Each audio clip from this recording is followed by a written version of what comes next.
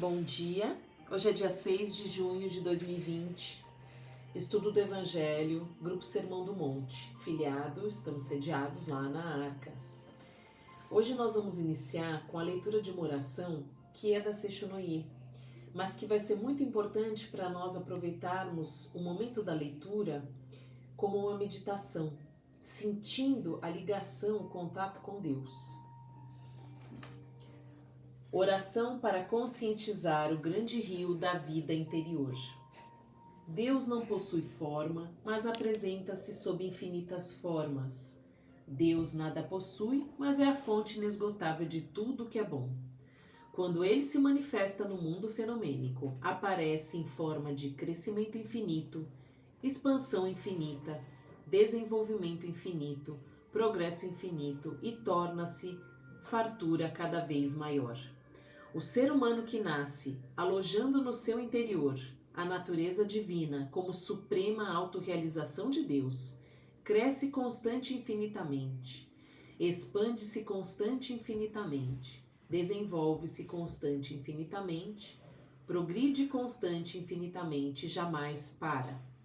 Sou aquele que, orientado pela sabedoria infinita que desce dos céus como inspiração, sempre progride, cresce e se desenvolve, tornando-se cada vez mais próspero. Nada poderá impedir o meu progresso, o meu desenvolvimento e o meu crescimento, pois estou sob o controle dos princípios do progresso infinito e sob a proteção do infinito amor e da infinita harmonia de Deus.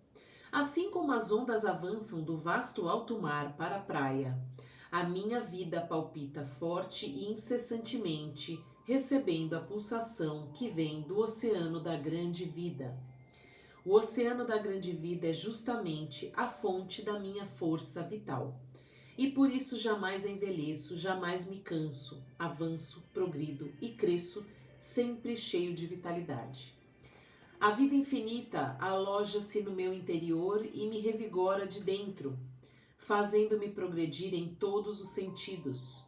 Um imenso rio da vida flui no meu interior, donde está sempre a nascer nova força vital, inesgotavelmente.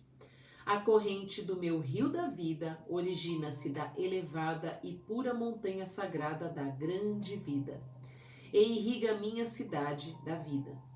Ela é a água de amor, sabedoria e vitalidade.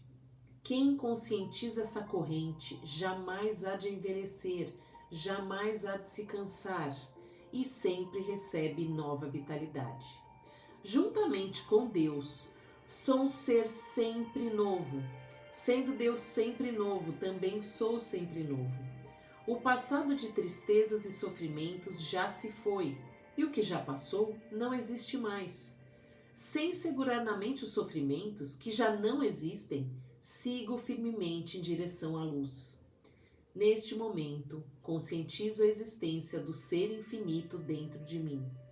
Conscientizo no meu interior a presença de Deus, que é progresso infinito, expansão infinita, desenvolvimento infinito, força infinita e saúde infinita. Agradeço profundamente a Deus por ter me revelado esta magnífica verdade. Graças a Deus. Nós vamos recomendar depois para vocês a leitura completa do Fonte Viva, porque eu não vou ler todo ele devido a uma oração mais longa. O item que nós recomendamos é o 54. Procuremos com zelo. Então, vamos só refletir em dois trechos. Procurai com zelo os melhores dons, e eu vos mostrarei um caminho ainda mais excelente. Paulo aos Coríntios. Quando Paulo escreve isso aos Coríntios, ele está justamente reforçando, de certa maneira, o que nós acabamos de ler e interiorizar na oração. Procurar nossos melhores dons. Depois, o texto escrito pelo Chico, inspirado pelo Emmanuel, discorre sobre o que significa todo esse trecho e no final reforça para nós o seguinte: cultura e santificação por meio do trabalho e da fraternidade constituem dever para todas as criaturas. Então todos nós devemos cada vez mais crescer em conhecimento e em fraternidade. Aqui também ele diz, autoaperfeiçoamento é obrigação comum, então não devemos nos entregar à ociosidade, nunca parar. Se estamos hoje fechados em casa, existe uma infinidade de possibilidades, conhecimentos à nossa disposição, que fazem com que a gente possa melhorar esses dons que estão já incutidos dentro de nós, que inclusive são formados através desta ligação que nós temos com Deus. E para encerrar o texto do Fonte Viva, eles dizem, busquemos, zelosos, a elevação de nós mesmos, assinalando a nossa presença, seja onde for, com as bênçãos do serviço a todos. E tão logo estejamos integrados no esforço digno, dentro da ação pessoal incessante no bem, o alto nos descortinará mais iluminados caminhos para a ascensão.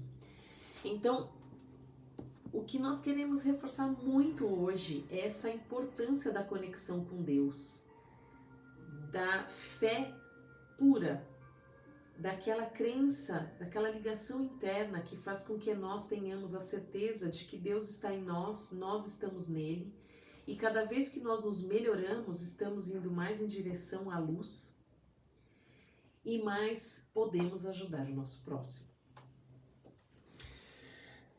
E seguindo nesse tema do livro Francisco de Assis, eu peguei alguns trechos importantes do livro do capítulo 2 e do capítulo 3. E no capítulo 2, Miramês, por meio de João Nunes Maia, encerra o capítulo 2 dizendo: justos são aqueles que incrementam todos os dias os trabalhos de disciplina íntima, que estimulam caridade e que exercitam o amor, procurando universalizar os seus sentimentos. Ele reforça o ponto do Fonte Viva, que é esse trabalho de autoaperfeiçoamento, de disciplina íntima, porque cabe a cada um de nós essa melhoria. E aí nós vamos para o capítulo 3, que é o tema principal do dia de hoje, que ele fala o seguinte: lembrar Cristo. Então, como que ele nos apresenta esse tema para a gente lembrar Cristo? Ele abre o capítulo fazendo um questionamento e coloca para nós: por que a vida humana está exposta à covardia e à ganância, servindo como alimento de vaidade, de prepotência e de usura? Como que nós estamos hoje, dentro da nossa casa, nesse momento em que nós estamos passando? De que maneira você tem refletido sobre, na verdade, como a Andrea mencionou, os dons, aqueles que já vieram com você, e não o que está no entorno, ou o que está sendo propagado pelos meios de comunicação, pelos meios de grupos. E trazendo essa resposta, trazendo como parte dessa pergunta, né? Até onde nós podemos nos encaixar, né? E aí vale a reflexão, que é: quando que nós esquecemos a nossa nobreza espiritual? Porque nós temos pés e não podemos andar. Nós temos cabeça e não estamos usando ela com todos os dados de bons pensamentos. Nós temos boca, só que a carência de harmonia no coração não nos deixa falar acerca da vida, onde todos têm os mesmos direitos e deveres. Vamos refletir sobre isso. É importante refletir sobre isso. É um roteiro também, porque muitos de nós continuam em atividade intensa, em conexão intensa, mesmo que virtual, com outras pessoas, mas principalmente como o pensamento é energia, que tipo de energia nós estamos vibrando e o que nós estamos trazendo para nós também. Tudo que a gente lê aqui e compartilha é justamente para nossa autorreflexão e verificar: eu me esqueci do caminho? do que Cristo veio realmente ensinar? Eu perdi minha conexão com Deus? Como eu posso resgatar isso? Então aqui vão algumas dicas. E aí ele discorre sobre os nossos inimigos. E aí eu vou colocar os nossos inimigos mais íntimos, né? Eu não vou falar dos desafetos. E seguindo essa linha, ele coloca uma pergunta. Por que a nossa tendência é sempre de contrariar as normas do alto, as leis da natureza e as leis divinas? Será que é necessário a cada um de nós que nós tenhamos que ter a experiência que teve Paulo a caminho de Damasco, quando ele foi cegado, teve sua fé colocada à prova, teve que procurar um inimigo, seguindo as recomendações do alto do Cristo, um inimigo que ele julgava que era inimigo dele, mas era um servo de Deus, para poder entender e buscar a sua cura? Então, ele coloca isso pra gente. Por que a nossa tendência é sempre contrariar essas leis? E aí vem o esclarecimento. Nós temos que procurar, não pelo caminho de Paulo, pelo processo que ele passou, mas por um caminho mais, eu diria, menos rude, menos áspero, mais suave, um entendimento com a verdade. E aí, ele nos questiona nesse roteiro, como bem a Andrea colocou, qual é o dever de quem já conhece a verdade? Qual que é o nosso dever? Dicas. Tornar-se livre em favor da liberdade alheia. Além disso, ele coloca: Deus é o Evangelho é Deus. E ele nos pede, nesses textos lidos neste momento, para darmos a todos os que porventura nos pedirem, que nós não entremos em demanda, que nós não entremos numa vibração de briga, discussões, ou entrar naquelas vibrações que outros têm, violentas, agressivas ou provocativas. Você não precisa vibrar na mesma frequência, pelo contrário. E aí ele termina justamente esse parágrafo com essa pergunta: quantas vidas já sucumbiram e quantas ainda podem sucumbir por nossa invigilância? Justamente por nós não prestarmos atenção que nós somos agentes do bem, ou deixarmos envolver por outros tipos de energia. Seguindo mais adiante no capítulo 3, e ele coloca aqui, onde a gente pode buscar, de repente, conhecimento, ou até a nossa própria recompensa, no sentido maior. A gente está falando no sentido maior. A lei do amor nos cerca de novos preceitos, e se aceitamos Cristo como o Messias prometido pelos grandes profetas, por que nós o negamos com tanta displicência? Cabe uma reflexão aí, a todos. Seguindo.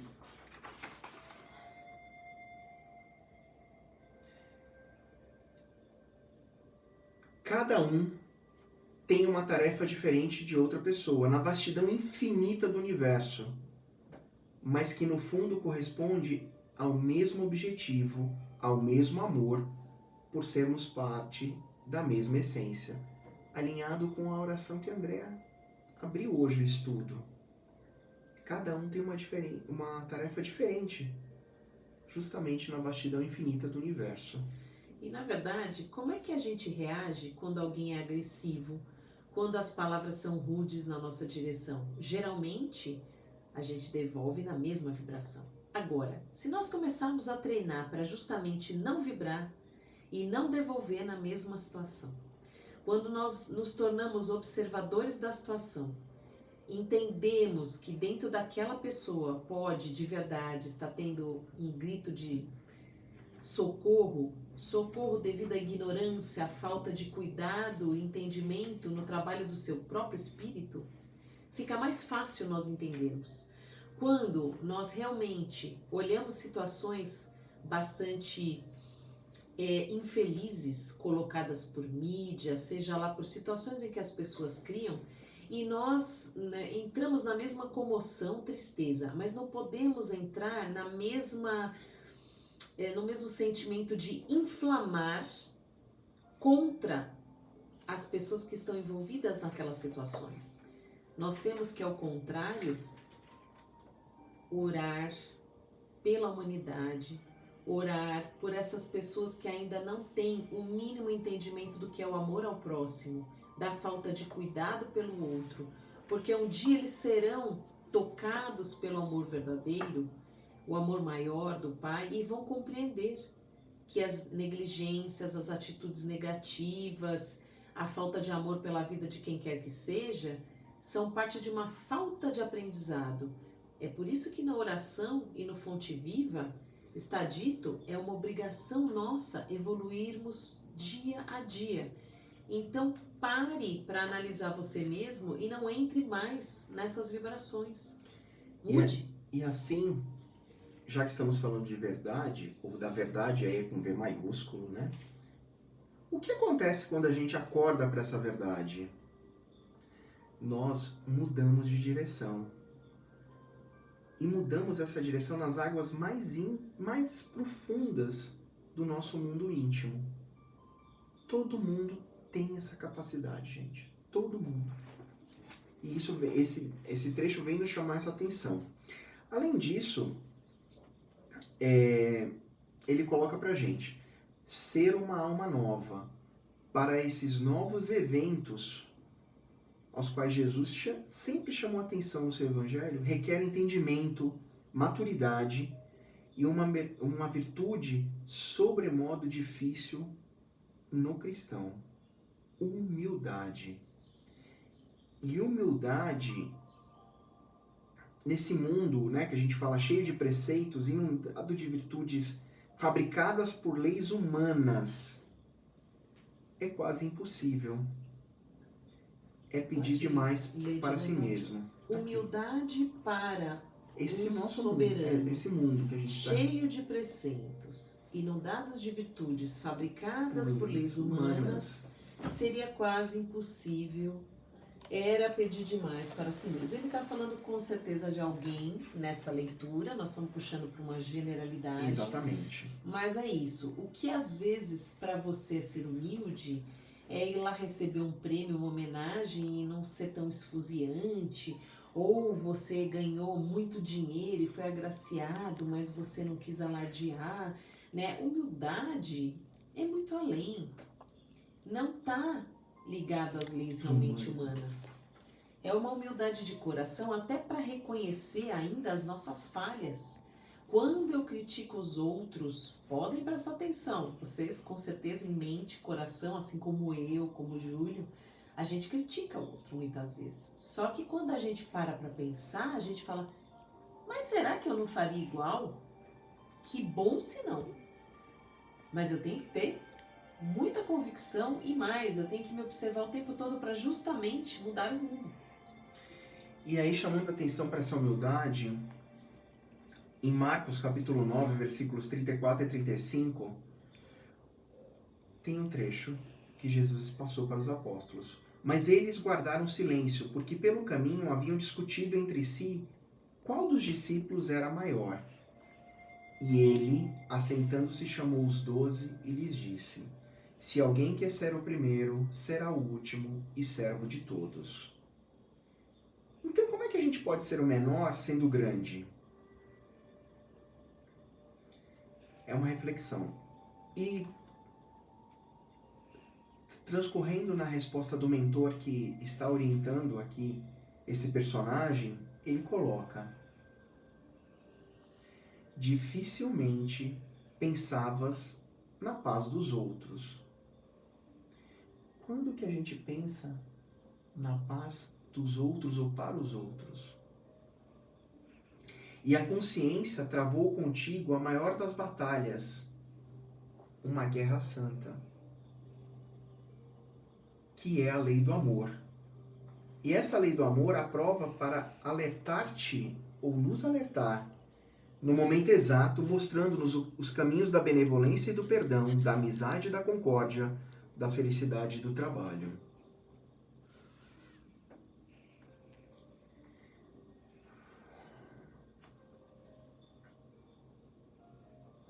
Quando a gente planeja, né, ele coloca aqui, fazer algo ao qual o destino não aprova, não aprovaria, às vezes a gente é retirado de alguma posição que a gente ocupa.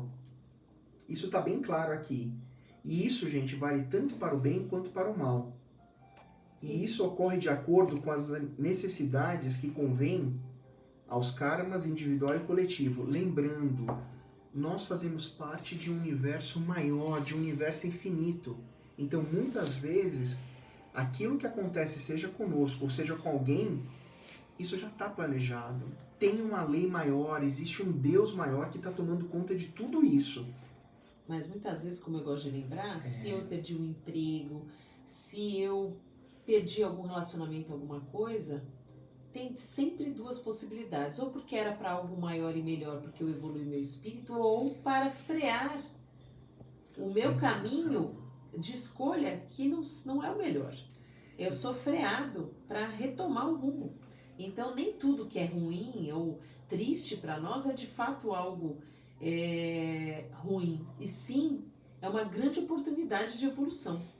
E falando sobre evolução, e aí ele coloca a resposta. A engrenagem da lei, ela é perfeitíssima, sem que se perca um tio e sem que sobre uma vírgula que seja, ou seja, tem um comandante maior. E aí, ele vai caminhando para encerrar o capítulo, colocando para a gente. Não precisamos escolher se queremos ou não progredir. Isso é a lei. A boa vontade é, por assim dizer, a alavanca da mesma evolução. O esquema de Deus já está pronto desde o princípio e compete a nós, outros, a Ele obedecermos. Pela força em primeiro lugar, depois pela sabedoria. Difícil, né? Porque obedecer atualmente realmente não é uma palavra que a humanidade tem facilidade. Mas não é obedecer uma pessoa, é obedecer às leis divinas, às leis da natureza. E aí ele coloca, né? Primeiro vem a imposição pela força, mas depois a sabedoria. E a sabedoria tem a ver com o quê? Com o nosso. Quando você para de se revoltar e ser rebelde, como nós já lemos e já estudamos em outras oportunidades, começa a fluir a vida dentro de você. Deus a ninguém condena a eternidade de penas. Deus é bom o tempo todo. O tempo todo Deus é bom. A gente tem que interiorizar isso.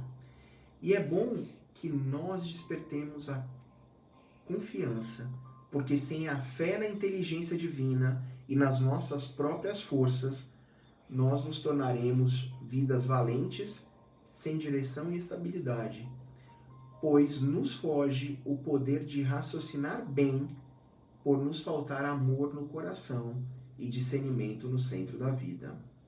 Discernimento e amor, acho que são as palavras.